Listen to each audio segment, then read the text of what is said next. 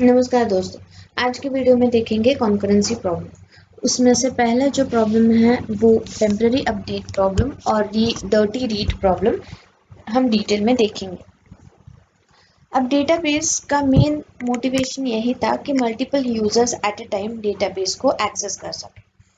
पर अगर ये मल्टीपल लोग डेटाबेस को एक्सेस कर रहे हैं कुछ वैल्यूज रीड करने के लिए, तो फिर कोई प्रॉब्लम नहीं है। बट इनमें से अगर 2 या 3 लोग डेटाबेस को अपडेट करना चाह रहे हैं कॉन्करेंटली, तो फिर प्रॉब्लम हो सकती है। अब प्रॉब्लम इनके इंडिविजुअल एग्जीक्यूशन में नहीं है, पर जब 2 से ज़्यादा एक्शंस या users at the same time execute करना चाह रहे हैं, तो जो ऑपरेशंस रहेंगे वो इंटरलीव्ड रहेंगे, यानी बीच में कंटेक्स्ट स्विच हो सकता है।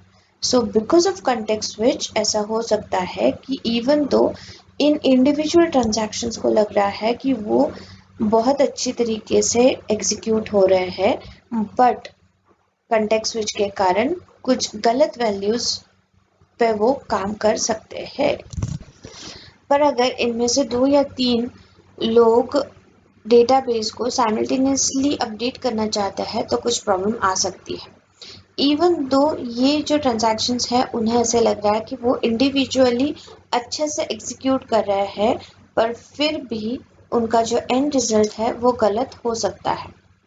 ओके, सो ये जो प्रॉब्लम है उसे बोलते हैं कॉन्करेंसी प्रॉब्लम। अब कॉन्करेंसी प्रॉब्लम 4 तरीकों के रहते हैं।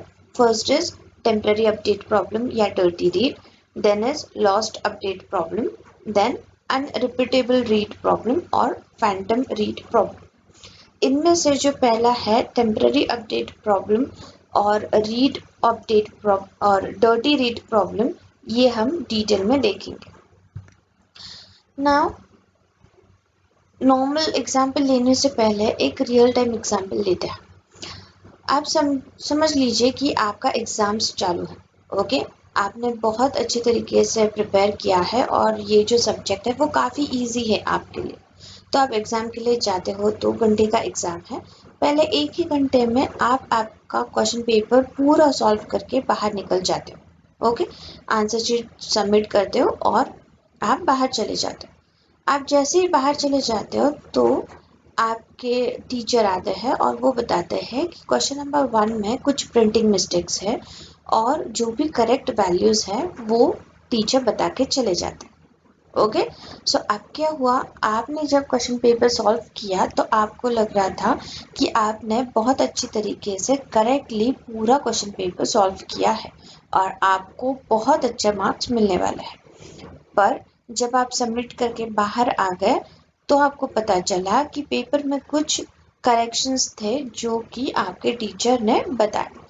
पर ये पता चलने के बाद भी आप क्लासरूम के अंदर जाकर या एग्ज़ाम हॉल के अंदर जाकर फिर से अपना आंसर शीट लेकर चेंजेस नहीं कर सकते, बिकॉज एक बार आपने पेपर सबमिट कर दिया तो आप फिर से उसमें चेंजेस नहीं कर पाते हो। ओके, तो इसमें हुआ क्या कि अभी आपने जो सॉल्व किया है उसके आंसर्स जो भी है वो टीचर के हिसाब से तो गलत होंगे, बिकॉज आपने वो जो क्वेश्चन था वो गलत वैल्यूज़ को कंसिडर करके सॉल्व किया। फाइन, पर ये आपको पहले नहीं पता था। पहले आपको लग रहा था कि आपने बहुत ही अच्छे तरीके से क्वेश्चन पेपर सॉल्व किया है। ओके, इससे प्रॉब्लम क्या होगी कि आपके जो मार्क्स है वो अभी कम आएंगे। क्यों? क्योंकि आपने कुछ गलत वैल्यूज़ को कंसिडर करके आपका क्वेश्चन नंबर 1 सॉल्व किया है। ओके, अब सेम यहाँ पर भी हो रहा है। अब यहाँ पर 2 ट्रांजैक्शंस हैं, ट्रांजैक्शन T1 और ट्रांजैक्शन T2। ट्रांजैक्शन T1 क्या कर रहा है? रीड ए कर रहा है फिर राइट ए कर रहा है। ट्रांजैक्शन T2 रीड ए फिर right A. So T2 starts it's execution. Read ए के हेल्प से वो डेटाबेस में से ए का वैल्यू रीड करके बफर में लाता है, okay, which is in the main memory. Then with the help of write a, it increments the value of a by 100, therefore it becomes 200. Okay, अगर आप देखें अब तक के तो T1 का एग्जीक्यूशन एकदम बराबर जा रहा है। T1 ने वैल्यू अपडेट की है a की, उसके बाद context switch होगा and now this T2 transaction will get the chance to execute. Okay, so T2 ने वैल्यू रीड की A की from the buffer which is 200 now. Okay, उसके बाद उसने राइट A किया और A का वैल्यू 100 से इंक्रीमेंट किया. तो यहाँ पर भी कोई प्रॉब्लम नहीं है. सो A का वैल्यू हो गया 300. फिर उसका ट्रांजैक्शन कंप्लीट हुआ, उसने कमिट स्टेटमेंट एग्जीक्यूट की. कमिट स्टेटमेंट की वजह से जो भी वैल्यूज बफर में थी वो अभी डेटाबेस में रिफ्लेक्ट हो गई A के लिए. ओके, जैसे T2 ट्रांजैक्शन कमिट हुआ उसके बाद T2 transaction because of some problem fail हो गया. अब जब भी कोई ट्रांजैक्शन फेल होता है हम क्या करते हैं, उसे रोल बैक करते हैं. ओके, रोल बैक यानी उसने जो भी सारे चेंजेस किए हैं वो हम अनडू कर देते हैं. फाइन.